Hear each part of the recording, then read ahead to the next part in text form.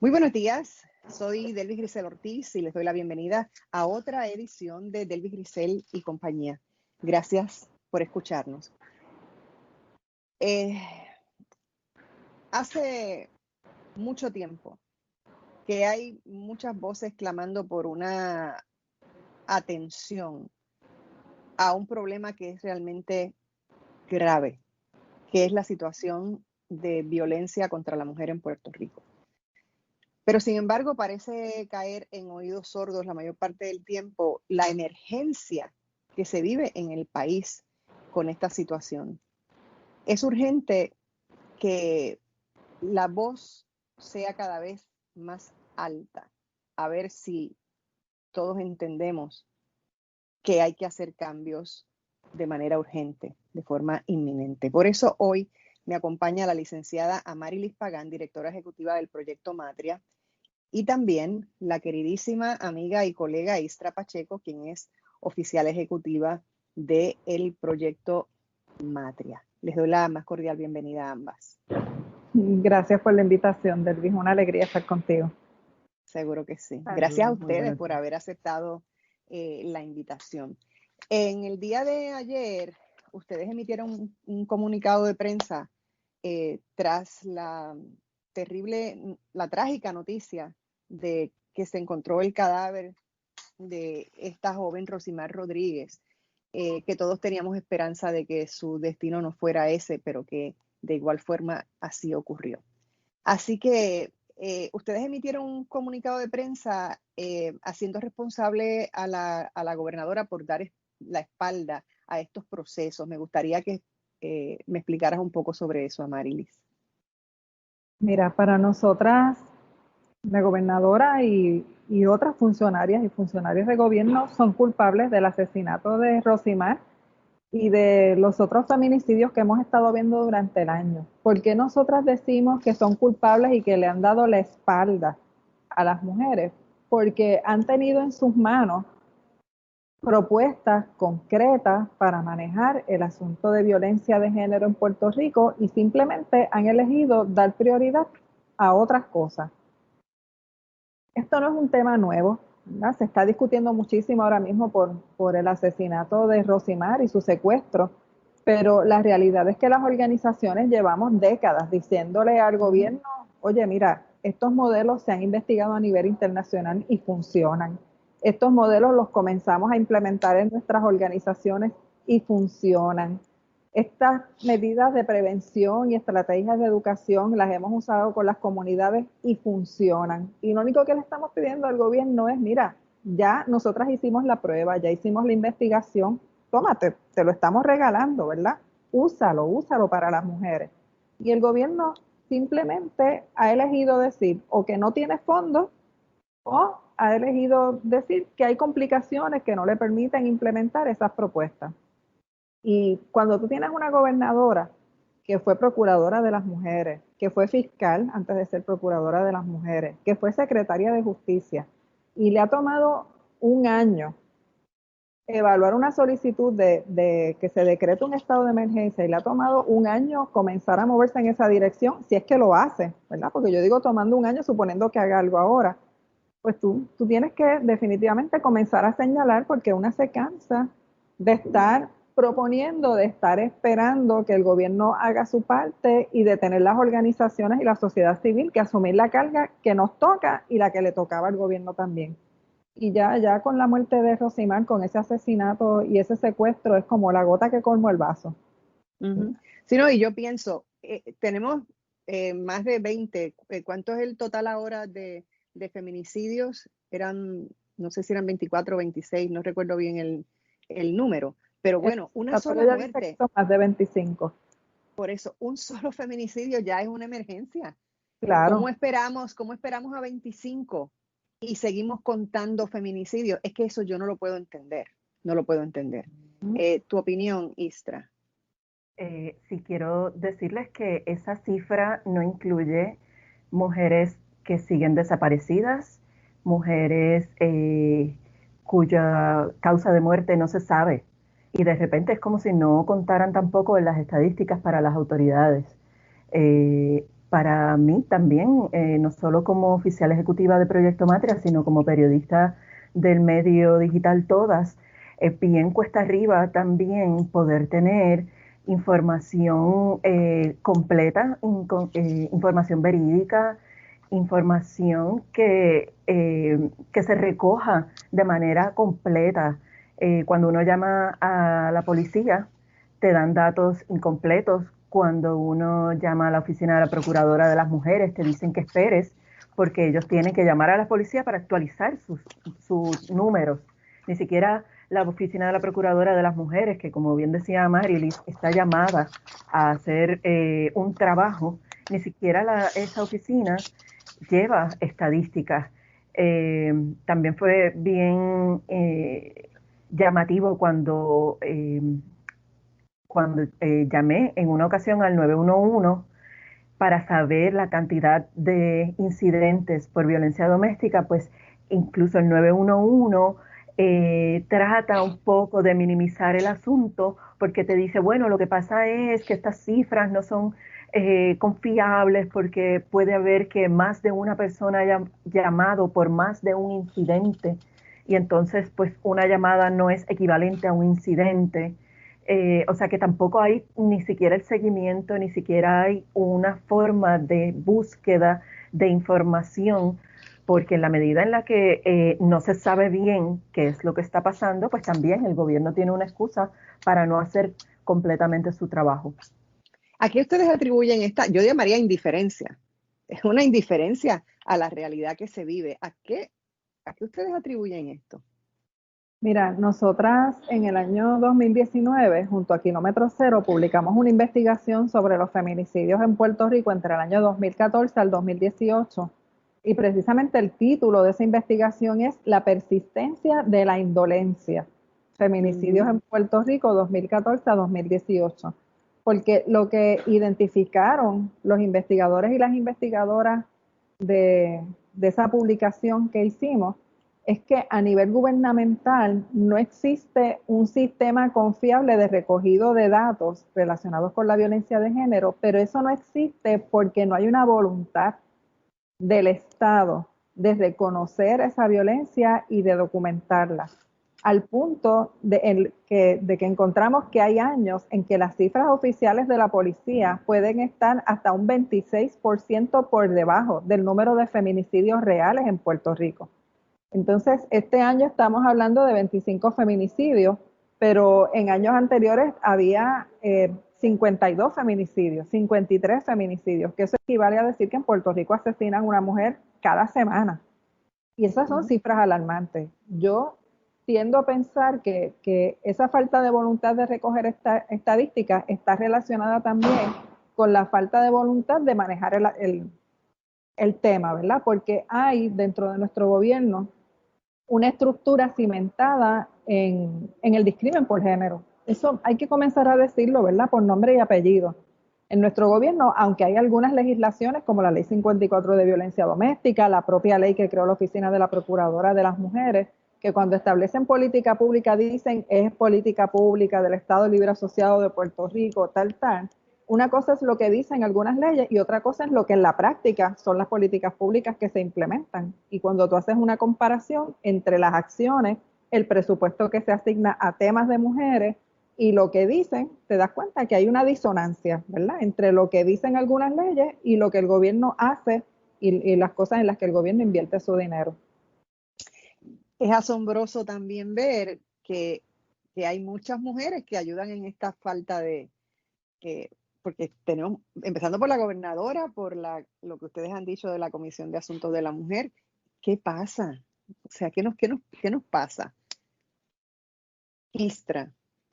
Bueno, yo tampoco puedo descartar que aquí haya un elemento realmente político, en el sentido de que, por ejemplo, el año pasado, cuando finalmente la gobernadora accede a reunirse con los grupos feministas para hablar de la alerta nacional, que fue lo que finalmente ella acordó, estaba rodeada de muchas mujeres de su partido que ven en los grupos feministas un enemigo político. Y es absurdo, porque aquí estamos hablando de vidas, pero por alguna razón se entiende que los grupos feministas no están acorde a la ideología política del Partido Nuevo Progresista. Eso también pienso que hay que decirlo. Y tiene sectores que están bien amarrados con el sector fundamentalista, que lo que promueve es que se queden las cosas como están, ¿no? Que la mujer siga relegada a la casa, a unos roles muy tradicionales. Entonces, cuando ese sector fundamentalista amarra políticos, amarra a mujeres políticas, y la gobernadora en ese momento se sentía amarrada por ese grupo, pues falló en decretar una emergencia nacional, optó por una alerta que en realidad pues se quedó también en letra muerta. Así es que me parece que ese factor político en que ellos ven a los grupos feministas como enemigos suyos ha sido también un factor que ha atrasado todo.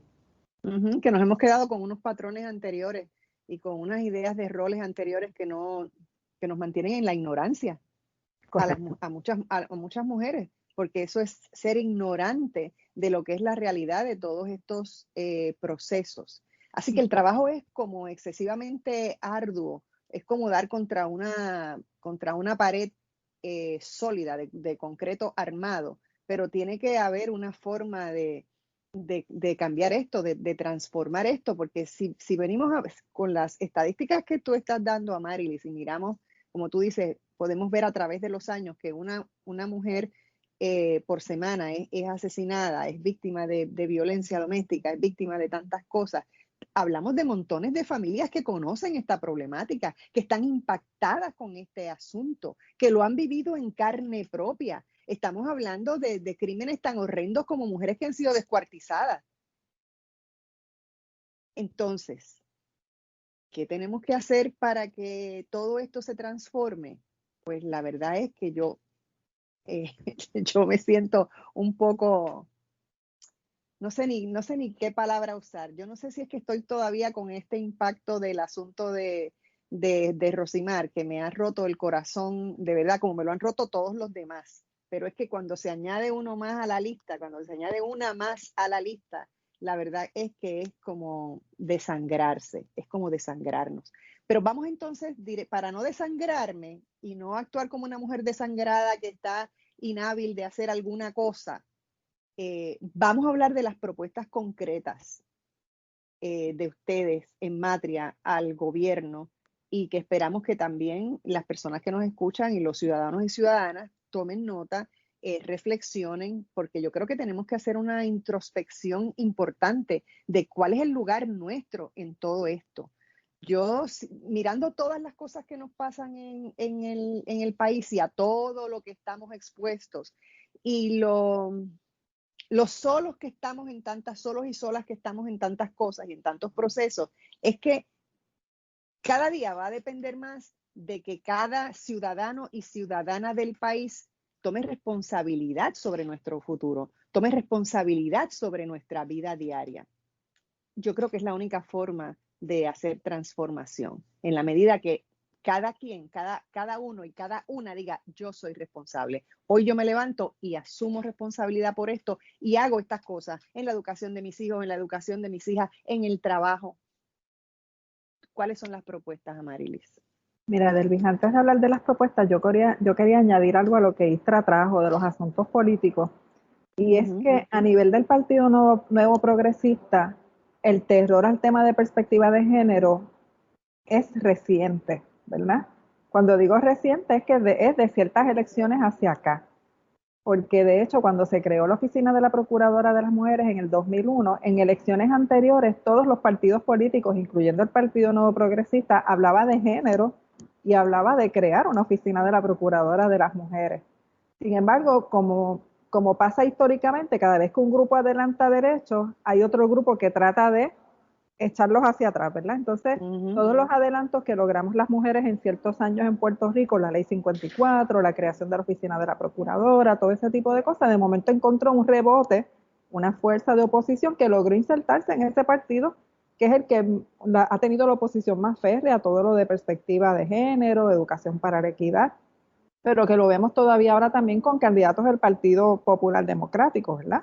Cómo se está discutiendo el tema en este contexto eleccionario. Entonces, yendo Amarilis, como no te quiero, vamos sobre un tema tan importante, no te quiero partirlo. No lo empieces, vamos a la pausa y regreso de inmediato contigo para que me expliques bien eso. No se vaya nadie, regresamos en breve. Estamos de regreso en Delvis Grisel y compañía. Converso hoy con la licenciada Amarilis Pagán, directora ejecutiva del proyecto Matria, y también con la queridísima colega y amiga periodista Istra Pacheco, quien es también además oficial ejecutiva del proyecto Matria. Bueno, nos quedamos en un punto importantísimo. Amarilis, puedes ampliar. Y bueno, vamos a aprovechar a hacer la transición de lo que estaba mencionando del asunto político, ¿verdad? Al asunto de las propuestas.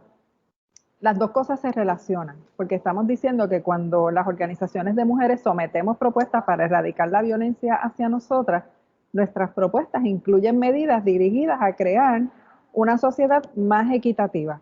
Y eso no es una cosa abstracta, eso incluye tomar decisiones a nivel gubernamental relacionadas con la salud de las mujeres, eso incluye derechos sexuales y reproductivos.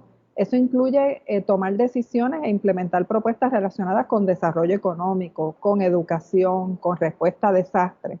Y cuando nosotras consistentemente le hemos enviado propuestas a gobernadores y gobernadoras por más de una década, desde Proyecto Matria y desde otras organizaciones, nuestras propuestas han sido así, multidimensionales. No se limitan a decir hay que reforzar la policía o el Departamento de Justicia. ¿Por qué no? Porque ahora mismo, tomando como referente el caso de Rosimar, más policías, más fiscales o mejores policías, mejores fiscales, no van a reponer la vida de Rosimar. Nosotras lo que queremos es que no tengamos que llegar a la agresión o al feminicidio. Así que nuestras propuestas son de prevención, de intervención y de manejo de los casos una vez surgen. Y nuestras propuestas también involucran en algunos momentos a otros sectores de la sociedad, las comunidades, las organizaciones y las personas. No podemos perder de perspectiva que estamos hablando de un asunto estructural. La primera propuesta, la que más discusión suele generar, la de una educación para la equidad. Nosotras hemos insistido que es necesario que el gobierno de Puerto Rico se comprometa a través de su sistema de educación pública con una educación para la equidad. Para eso existe una ley desde el año 2006 en Puerto Rico. Nosotras no nos los hemos inventado, pero además es una recomendación de organizaciones como la Organización Mundial de la Salud. Educar a niñas y niños para la equidad desde una perspectiva de género baja los índices de violencia hacia las mujeres y hacia otras comunidades vulnerables. No solamente hacia las comunidades LGBT, sino hacia las personas pobres, las personas negras, porque permite generar una cultura de respeto a las diversidades. Cuando tú respetas las diversidades, no sientes la necesidad ni de discriminar ni de violentar. Algunas de nuestras propuestas han incluido también el solicitarle al gobierno que haga una expresión pública contundente de rechazo a la violencia de género, pero que eso no se quede en un papel, que lo podamos ver en las agencias gubernamentales, en la manera en que implementan inclusive los servicios a las mujeres. Otras propuestas incluyen ampliar el número de puertas por las cuales las mujeres pueden acceder al sistema de justicia o a búsqueda de ayuda. ¿Qué quiere decir eso? El gobierno tiene que invertir más dinero, más presupuesto en las organizaciones de mujeres a través de Puerto Rico, porque los estudios nos tienden a demostrar que una mujer se siente más segura yendo a hablar de su situación de violencia cuando la identifica con organizaciones no gubernamentales o con entornos comunitarios que con agencias de seguridad y orden público. ¿Por qué? Porque sabe que cuando va a la policía perdió control del caso. Si va a una organización puede buscar otras maneras de protegerse y de salir de esa situación de violencia. Otras recomendaciones incluyen campañas masivas para que la gente aprenda a identificar la violencia hacia las mujeres. ¿Por qué eso? Bueno, porque las mujeres cuando son educadas desde los estereotipos de género pueden naturalizar y justificar la violencia que reciben. Como la naturalizan, no se dan cuenta de que están en riesgo y a veces cuando buscan ayuda ya es muy tarde si es que logran buscar ayuda antes de tener un evento mayor, ¿verdad? Como una agresión terrible o un feminicidio. Y otras de las propuestas incluye también fortalecer el sistema de salud para que los profesionales de la salud puedan identificar signos de violencia y puedan educar también sobre temas de violencia a las pacientes y a la gente que llega a sus facilidades. Incluye también fortalecer otras agencias como las de vivienda, las que tienen que ver con desarrollo económico, para que las mujeres tengan acceso a sus derechos humanos básicos. Mujeres que tienen seguridad económica, que tienen estabilidad económica, y eso incluye techo, trabajo, alimentos, suelen tener mejores herramientas también para identificar la violencia y salir de ella a tiempo. Esas son algunas de las recomendaciones básicas. De ahí se derivan muchísimas otras que van también dirigidas a pedirle al gobierno: crea por favor mesas de trabajo multisectoriales donde la gente pueda poner esas propuestas sobre la mesa, pero pueda comprometerse también a llevar a sus espacios las medidas de prevención. Y eso en un momento dado existió en la oficina de la Procuradora de las Mujeres, cuando María Dolores Fernos era la procuradora, pero lamentablemente desapareció precisamente bajo el mandato de Wanda Vázquez. Sin embargo, es una práctica que deberíamos retomar, pero retomarla desde el respeto, porque el año pasado, cuando se decretó el estado de alerta, la gobernadora, como 3 meses después, convocó a las organizaciones a reuniones sobre el tema, y de momento nos encontramos en la mesa sentadas con organizaciones conservadoras que no apoyan los derechos humanos de las mujeres, y que se pretendía que negociáramos con esas organizaciones medidas de protección y de prevención de violencia de género, cuando una sabe que no es posible hablar de prevención si no hablas de equidad simultáneamente. Eso provocó que algunas organizaciones se levantaran de la mesa. Matria fue una de ellas, porque en ese momento perdimos la esperanza de que con el gobierno pudiéramos hacer algo. En este momento estamos levantando los reclamos de nuevo porque estamos en un periodo eleccionario, ¿verdad? El tema tiene que hablarse, no nos podemos dar el lujo de llegar a las urnas el 3 de noviembre sin que el tema se haya hablado a saciedad, sin que conozcamos lo que las candidatas y candidatos proponen para erradicar la violencia de género. Pero bueno, eso es algo que todavía vamos a tener que seguir discutiendo. Es para largo. Istra, Sí. tu reacción. Sí, definitivamente yo pienso que es clave la educación desde los niveles más básicos y más primarios en todas las escuelas, no solamente en las públicas, sino también en las privadas. El esfuerzo en términos educativos que se tiene que hacer es grande y es urgente. O sea, uno no puede combatir algo que uno no entiende o que una no entiende y que no ve la magnitud y la importancia que tiene y las consecuencias. Por eso me parece que es urgente ese esfuerzo en educación. Y una cosa que a mí me ha llamado la atención y que lo he aprendido en este tiempo que llevo en Proyecto Matria es que también desde las comunidades se puede hacer trabajo con los vecinos, con las vecinas, organizar, decir, oye, acuérdate que si escuchas algo raro, dame una llamada, yo estoy aquí dispuesta y disponible, vamos a ayudar a otras mujeres, vamos a organizarnos para que, para que como una comunidad podamos también ser un frente de ayuda a otras mujeres y que no se sientan solas y que el hombre que esté quizás pensando en que puede dominar a su pareja o expareja sepa que hay personas pendientes y que no lo van a tolerar. Son múltiples las cosas que se pueden hacer, además de las que menciona a Marilis, pero también es voluntad y reconocer que este problema hay que atajarlo, es importante y hay que resolverlo. Y la pandemia ha agravado mucho esta situación, el asunto de la cuarentena. Han crecido muchísimas las querellas de violencia doméstica. ¿Cuáles son las recomendaciones en este caso en particular? Mira, A las mujeres, desde luego. Sí, cuando miramos el tema de la violencia de género en el contexto de la pandemia y de desastres, ¿verdad? Porque tuvimos los terremotos, tuvimos el huracán María. El huracán. En esos 3 escenarios, las organizaciones de mujeres le hemos llamado la atención al gobierno acerca de la falta de protocolos para considerar la violencia de género según se manifiesta en esos espacios. Luego del huracán María, tú sabes que no había campaña para que las mujeres supieran dónde pedir ayuda, no había teléfono, no había cuarteles, los policías no respondían. el 911 no estaba registrando adecuadamente las llamadas que entraban, así que las estadísticas fueron inciertas. La gravedad del problema la vimos con el 50 y pico de feminicidios que hubo luego en 2018, que fue la secuela del huracán María. Con los terremotos, la vida en los refugios fue terrible, no había tampoco ningún tipo de medida. El Observatorio de Equidad de Género va a emitir un informe sobre una investigación, sobre hallazgos de una investigación que hicimos relacionada con los refugios y los terremotos en Puerto Rico. Y bueno, con el coronavirus, las mujeres se quedaron encerradas en las casas con sus agresores y a nivel gubernamental no hubo una expresión contundente que le dijera a las mujeres, los servicios siguen, comunícate a tu cuartel, las organizaciones están trabajando. Hubo como un silencio.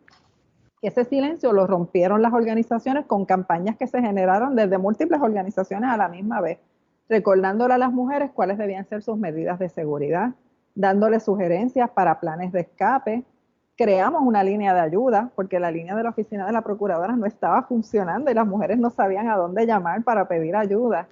Y además de eso, emitimos recomendaciones para las comunidades, porque aquí hay que tomar en cuenta que una mujer en una situación de violencia, a veces quien le abre la puerta para que escape es o su familia o su comunidad si identifican la violencia. Así que nosotras trabajamos a los dos niveles, diciéndole a las mujeres, oye, estas son las señales de violencia, y a las comunidades, oye, estas son las señales y esto es lo que puedes hacer. Señales de violencia que le estábamos diciendo a las mujeres que tenían que mirar, o de peligro.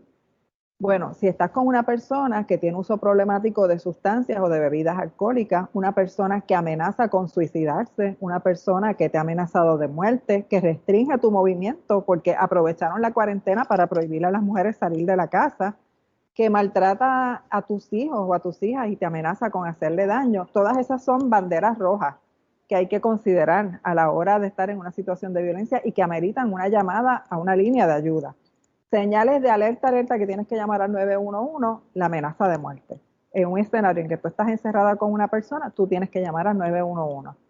Comunidad y familia, cuando se aísla, cuando una mujer se aísla y no tiene comunicación con la familia, cuando tú estás viendo desde afuera y sabes que hay un historial de que esa persona ha amenazado con suicidarse, que ha violentado órdenes de protección, que no respeta cuando otra persona de la familia trata de intervenir y apoyar a la mujer, esos son señales también que ameritan una intervención.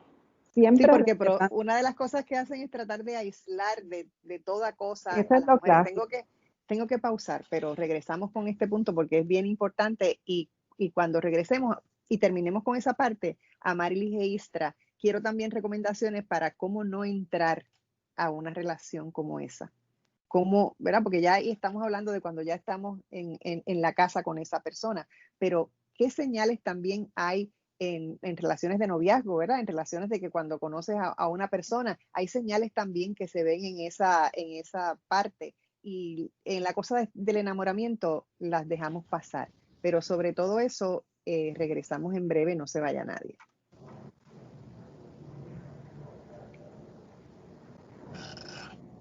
Estamos de regreso en Delvis Grisel y compañía. Continúa esta interesante e importante urgente conversación con la licenciada Marilis Pagán, directora ejecutiva del Proyecto Matria, y con la querida amiga y colega Istra Pacheco. Estábamos hablando de los consejos, esos puntos en que es importante mirar cuando estamos, para reconocer que estamos en peligro. Mira, tú querías saber cómo una mujer puede evitar entrar en una situación de violencia, ¿verdad? Pero yo creo que tú no habías terminado. Yo solamente te lo puse como para cuando termines esa parte. Yo quisiera que terminaras. Bueno, nos quedamos hablando de quedamos, ¿verdad? Exacto. De cuando vemos desde afuera que a esa mujer la están aislando. Exacto. Lo que iba a añadir en ese momento era que también tenemos que tener cuidado la manera en que intervenimos, porque una intervención inadecuada puede aumentar el nivel de riesgo para la mujer que está en esa situación de violencia. Las estadísticas nos dicen que la mayor parte de los feminicidios, cuando es violencia en relaciones de pareja, ocurren en el momento en que la mujer está por salir de la relación o saliendo de la relación. Recuerden que estamos hablando que en ese tipo de violencia es una dinámica de poder y control. yo tengo poder sobre ti, yo te controlo, yo quiero que seas mía, que te quedes conmigo, que hagas lo que yo digo. Y entonces sale el famoso bolero ese de si no eres mía no serás de nadie, y cuando se percatan que está en riesgo esa relación de poder y control es cuando pueden cometer los feminicidios. Así que los familiares que intervienen tienen que hacerlo utilizando un criterio que considere primero la seguridad de esa mujer y su autonomía, porque hay otros aspectos relacionados con esto. Las mujeres tienen estrategias de resistencia y sobrevivencia, ¿verdad? Y a veces desde afuera una piensa, ella no sabe, ella es una víctima, tengo que rescatarla. No, ellas han sobrevivido a veces por décadas esas relaciones de violencia y tienen ya su plan de escape. Lo que pasa es que no lo verbalizan, quizás porque no saben que denominarlo como un plan de escape, ¿verdad? Pero tienen su forma. A veces a las familias lo que nos toca es abrir una puertita y decirle, yo estoy aquí, yo te estoy escuchando, yo te voy a apoyar cuando tomes tu decisión. Y pueden llamar a líneas de orientación como la que tiene Matria y pedir recomendaciones al 489-0022. Ahora, ¿cómo evitar caer en una relación de violencia? Cualquier mujer puede caer en una relación de violencia, Delvi. Cualquiera. Yo conozco mujeres brillantísimas, abogadas, doctoras, ejecutivas, que tú las miras afuera y piensas, esa mujer jamás nadie le va a poner un dedo encima. Pues sí, o sea, pasa porque no es un asunto meramente de inteligencia o de identificar señales. Las personas agresoras se pueden camuflajear de una manera increíble y a veces tú no te das cuenta hasta que ya estableciste la relación. Y ya una vez se establece la relación es difícil porque tú amas a esa persona que te está agrediendo. Si de alguna manera pudiéramos evitar eso, bueno, pues quizás fortaleciendo la autoestima de las niñas desde que son pequeñas, desde pequeñas sentando la pauta y educar y decir los celos no son amor, el control no es amor, el que te escolte, te persiga, te llame, te monitoree, no es amor. Aprender a identificar que hay cosas del amor romántico que se nos ha vendido tradicionalmente, que no está el amor, que es simplemente poder y control, y cuando una mujer tiene eso claro y se topa con una persona agresora y ocurre el primer incidente, es más probable que lo identifique y pueda salir que una mujer que cree en la historia que nos han vendido en las novelas o en los cuentos como el de La Bella y la Bestia, de que el amor todo lo puede, que el amor todo lo cambia y que si lo amas lo suficiente, lo vas a cambiar, ¿verdad? Eso es lo que hay que erradicar de una vez de la cabeza de las mujeres. Sí, y que eso no es cierto bajo ningún concepto. No. Istra.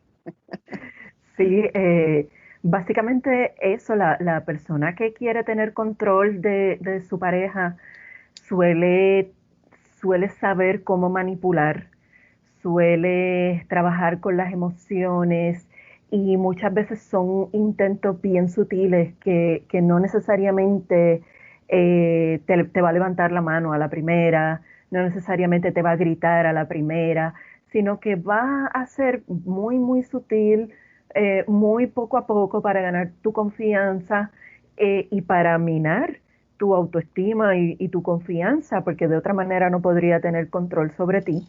Eh, Son cosas bien sutiles que van pasando poco a poco y que no necesariamente son todos los días, ¿verdad?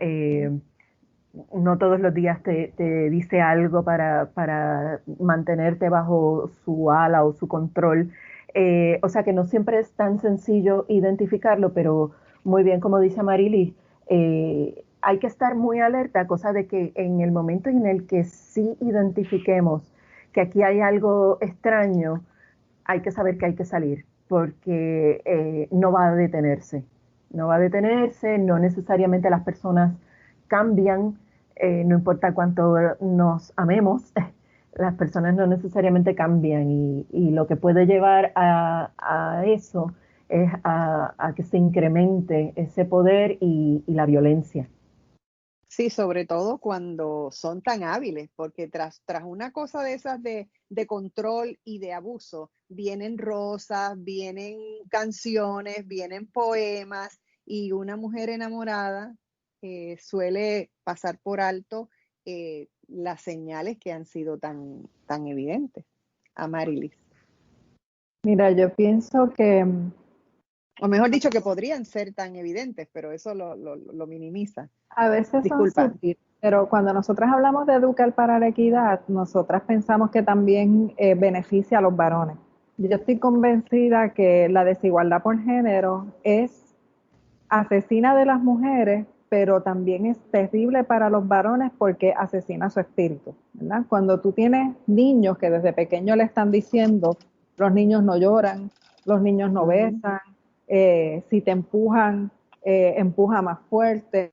Eh, Todo este tipo de cosas va creando en los varones un tipo de respuesta mental a las situaciones que les obliga a ser agresivos, ¿verdad? No saben manejar emociones porque le han dicho que no pueden tener emociones. No saben responder a situaciones de desacuerdos dentro de una relación de pareja porque le han dicho que su rol es de sostener esa familia y controlar todo lo que pasa en esa familia. Entonces, que es una carga, reciben una carga fuerte. Es una carga terrible. Entonces, yo no me quiero imaginar lo que sería mi vida si yo no pudiera expresar mis emociones, ¿verdad? Y ni siquiera reconocerlas, porque es que el machismo es tan terrible que hace que haya hombres que ni siquiera puedan reconocer las emociones. Si tú no las puedes reconocer, no las puedes manejar. Y cuando nosotras entonces hablamos de una educación para la equidad, que debería ser para niños y también para personas adultas, estamos diciendo de una educación que le permita a la gente entender que las emociones no tienen género, que las emociones son de todas las personas y que ninguna emoción es mala. Todas las emociones lo que nos dan es información que tenemos que manejar y que tenemos que aprender a utilizar en nuestras relaciones interpersonales de pareja y con nuestra familia.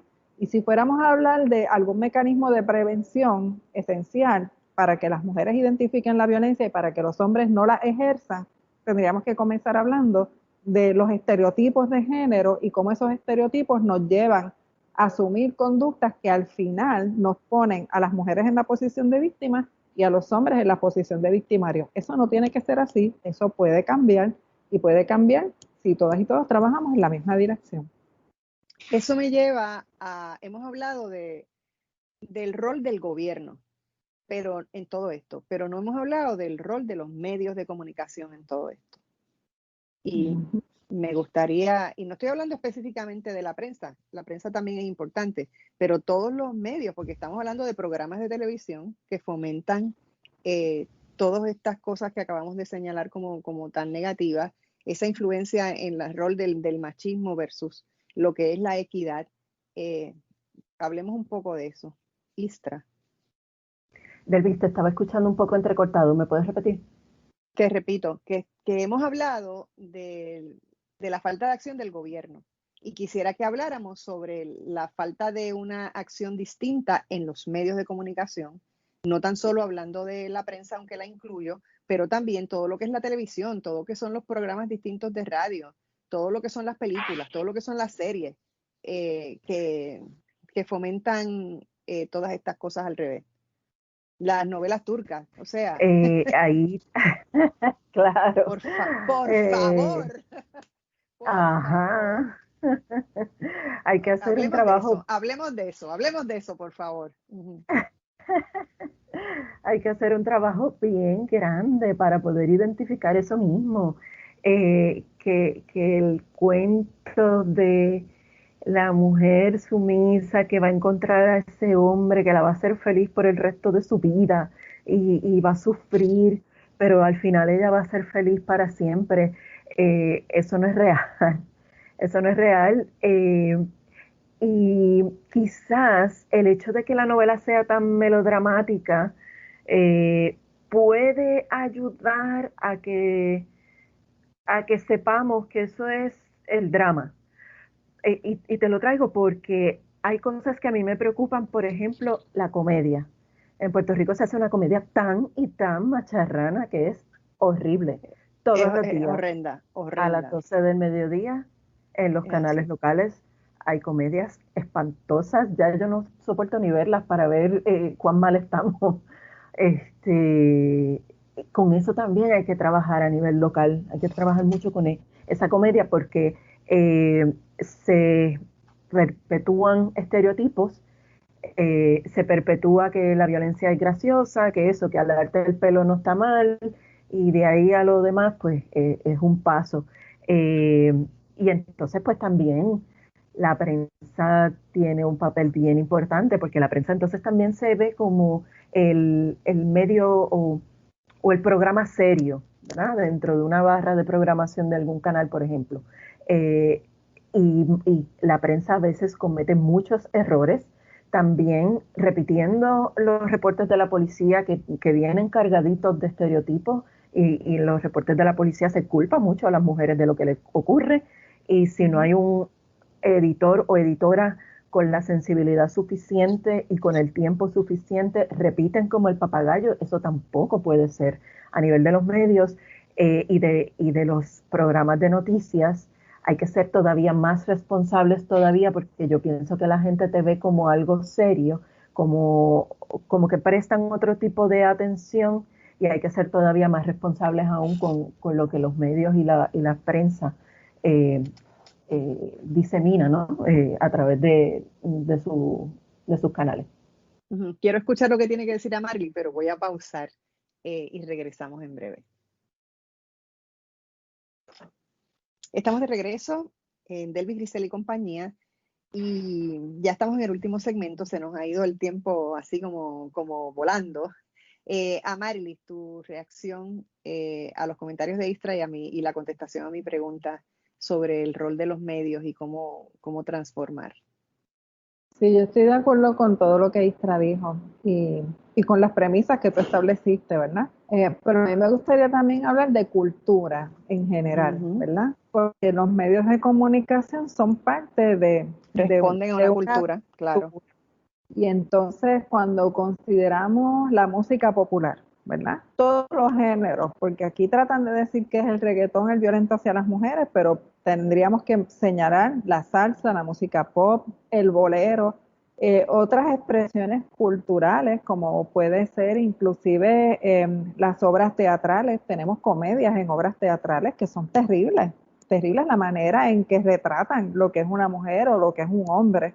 Tenemos también otras expresiones culturales que vemos en nuestros barrios, en nuestras comunidades, que pueden tener la tendencia a reforzar los famosos estereotipos de género y a reforzar la idea de que las mujeres son de la casa, las mujeres son changas, las mujeres son lloronas, las personas gay son pervertidas, las personas gay son promiscuas, los hombres tienen que ser agresivos, si no son agresivos es que son afeminados. O sea, todo eso que nosotras recibimos a través de la cultura, del cine, incluyendo las películas para niñas y niños, como La Bella y la Bestia que mencionó ahorita, fomentan una idea en las niñas, los niños y en las personas adultas de cómo deben ser las mujeres, y no fomentan introspección. O sea, no nos permiten ver cuáles son las consecuencias de que eso que tú escuchas en una canción se convierta en realidad.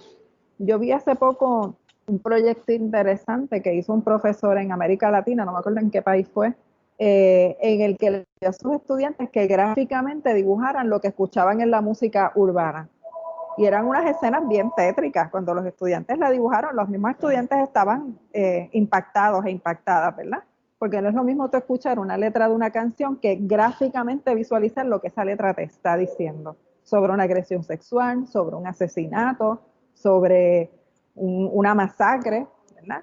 Entonces, la cultura es algo que tenemos que mirar con sospecha, aún las cosas más inocentes, porque en Puerto Rico hay una cultura también sustentada en el cristianismo o en la religión católica, y eso tiene también su carga a la hora de hablar de violencia hacia las mujeres.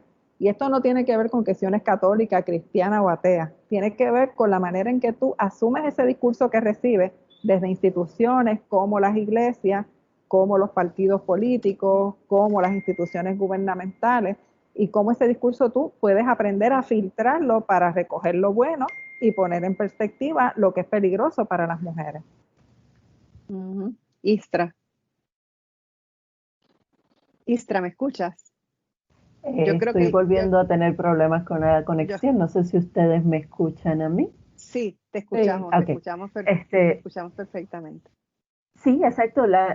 Tenemos que porque trabajar con nuestra cultura. La transformación cultural es la cosa más complicada. Probablemente. Eso es como una araña pelúa. Sigue, Istra, continúa. Sí, probablemente porque también en el sentido de lo que dice Amarly, ¿no?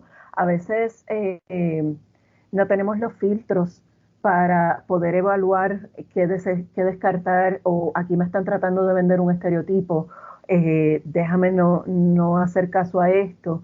Y a veces no entendemos la importancia del modelaje que esa cultura nos está creando. Pues, pero también para eso se necesita educación, Exacto. para poder bregar con esto.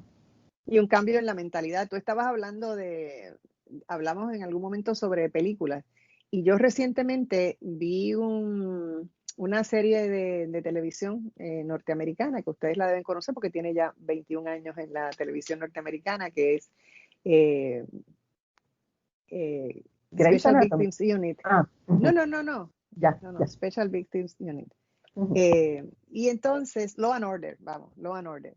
Y entonces estaba viendo, quienes conocen esta serie saben que el personaje principal es Olivia Benson, que es una policía que en 21 años pues ha llegado a ser capitana, empezó como policía de raso, pero ya, y tiene un niño adoptado. Y entonces vi esta escena preciosa porque claro, esta actriz, Mariska Hargitay, es una persona de mucha conciencia y ha convertido esta serie en un trabajo suyo personal. Y entonces la serie es que ella va con su niño caminando por una acera de Nueva York hacia llevarlo al juego de pelota. Y el niño se detiene de momento en la calle y le dice, no quiero jugar pelota. Y entonces ella le dice, pero ¿cómo tú no vas a querer jugar pelota? Si eso es tan bueno y esto y lo otro y te ha gustado y no sé qué. Y de momento él mira hacia arriba, donde hay un salón arriba, que es una escuela de baile.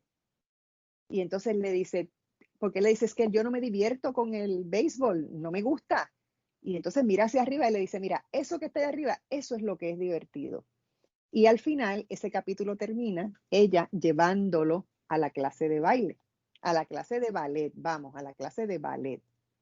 Y yo creo que ese es un mensaje, ¿verdad? Importante que ofrece conversación y que ofrece la oportunidad de discutirlo, de dialogarlo y como dice Amarilis, de tener introspección sobre lo que es el mensaje. Amarilis.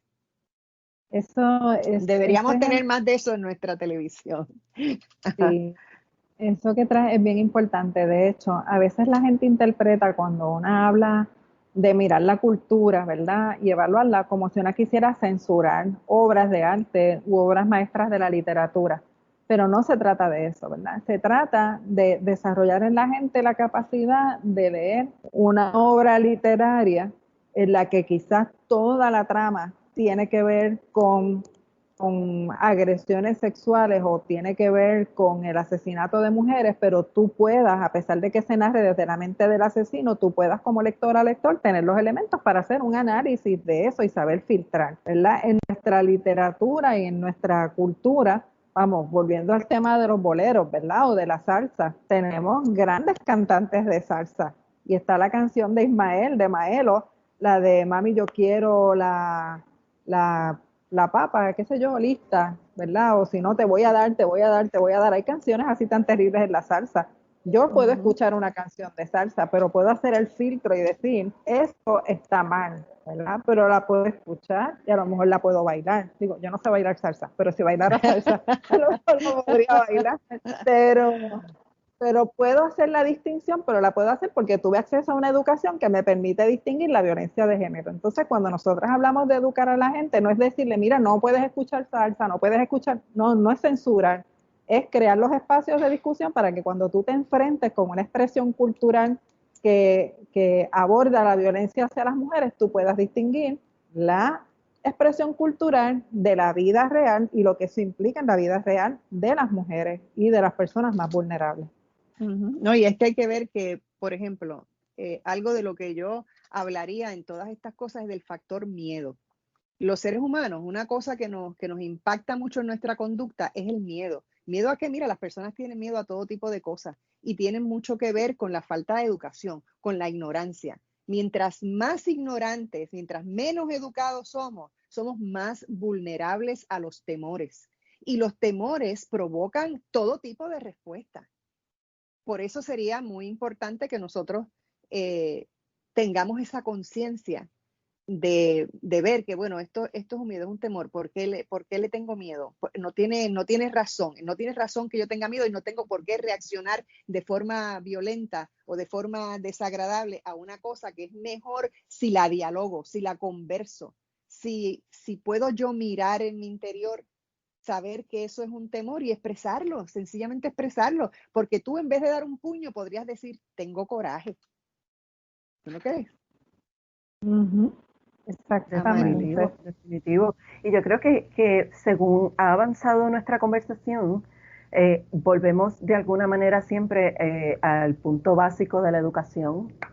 O sea, Es la es clave. tan y tan importante educar, como dice Amárili, sin pensar que se censura o que no se puede, o no, vamos a ser sensibles y vamos a reconocer dónde están las diferencias y dónde no hay diferencias, ¿verdad? Porque podemos, hombres, mujeres, indistintamente, tener acceso a todo. Hay que educarnos y respetar las diversidades. Seguro, y es que Ujú, al educarnos somos capaces de separar el grano de la paja, que es un ujú, poco lo que Amarilis está diciendo. Mira, no es que tú rechaces nada, es que sencillamente tú lo ves y dices, pues fíjate, no voy con eso no me mueve a mí a pensar de esa manera, porque es que de otra manera no vamos a lograr la equidad, porque si siempre va a ser engancharse unos encima de los otros, sin tener apertura, sin reconocer qué es lo que somos, sin ver cuál es nuestro poder interior y el derecho que tenemos a expresarnos tal y como somos, porque cada quien tiene un paquete, cada quien vino con algo distinto. Pero tenemos que traer sobre todo el respeto a la dignidad de la vida. Yo creo que eso es fundamental. Bueno, se me ha terminado el tiempo. Estoy bien agradecida de haberlas tenido. Espero que esta no sea la única vez porque tenemos que seguir hablando de este tema y ya saben que cuentan con Delvis Grisel y más compañía para que sigamos hablando de estos temas tan importantes. Gracias por estar aquí. Gracias por la invitación. gracias. Y a ustedes, amigos, muchísimas gracias por escucharnos. Tengan un día hermoso y sobre todo lleno de mucha paz. Hasta mañana.